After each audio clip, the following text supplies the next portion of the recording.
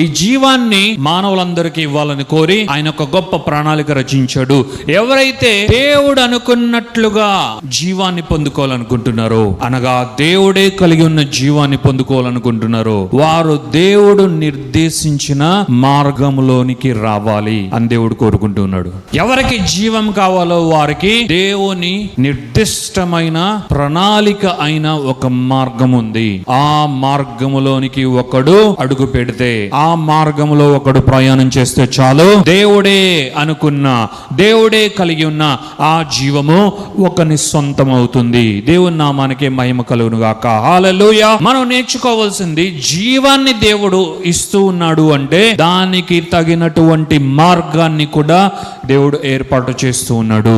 ఆయన జీవము, ఆయన మార్గము రెండు వేరు కాదు. ఆయన ఇవ్వాలనుకుంటున్న జీవము, దాని యొద్దకు నడిపించాలనుకుంటున్న మార్గము రెండు వేరు కాదు, ఒక్కటే. హల్లెలూయా. కాబట్టి ఎవరిని ఆయన జీవం యొద్దకు నడిపించాలని కోరుకుంటున్నాడో ఆయన మార్గాన్ని వారి కొరకు ఆయన వేయడం జరిగింది. ఆ మార్గమే మనము నడిచిన మార్గము, మనము నడుస్తున్న మార్గము, మన జీవిత కాలమంతా మనము నడవబో మార్గము. ఆ మార్గమే నేనే మార్గం, సత్యం, జీవం అని చెప్పిన మార్గము.